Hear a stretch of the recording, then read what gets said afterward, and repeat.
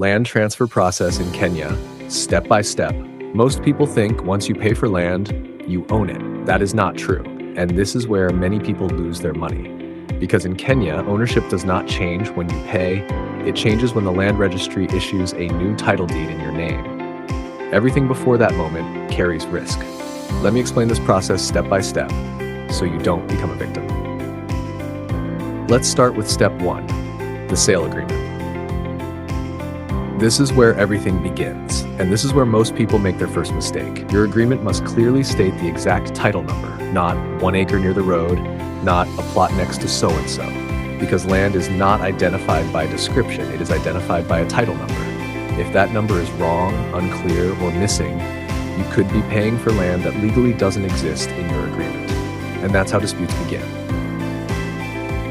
Step 2, official land search. Before you pay anything, always conduct a land search, not after, before. This is the only way to confirm who the real owner is, whether the land has a loan, if there are caveats or even court cases attached to it. Many people skip this step because they trust the seller. That trust is what costs them millions, because without a search, you are blind. Step 3, consent to transfer. Now this is where things get legal. Certain types of land, especially agricultural land, require approval from the Land Control Board. Without this consent, the transaction is legally invalid. Let me repeat that. Even if you pay the full amount without Land Control Board consent, you do not legally own that land. This is one of the most misunderstood steps in land transactions.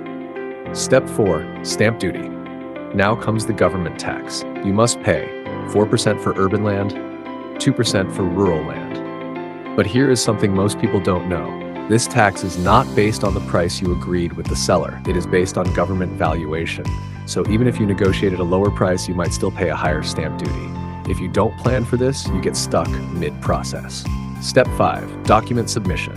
At this stage, everything must be correct, and I mean everything. Transfer forms, original title deed, copies of IDs, passport photos, consent documents, payment receipts, all submitted together, because one missing document delays the entire process, and delays in land transactions create opportunities for problems, disputes, interference, even fraud.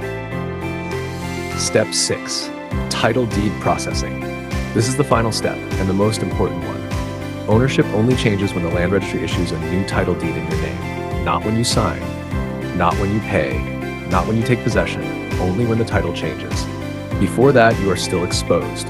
The seller could pass away, a dispute could arise, a claim could be filed, and suddenly you are fighting for something you already paid for.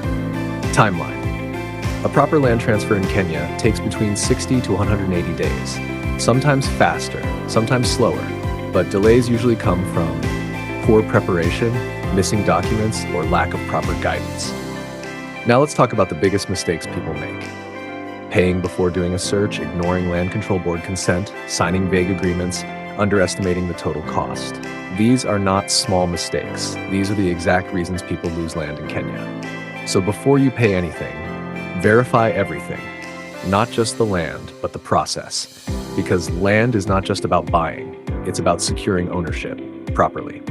If you are planning to buy land, or you are already somewhere in this process and unsure what to do next, talk to someone who understands these risks. Ardhi AI is here to guide you step by step so you don't make costly mistakes.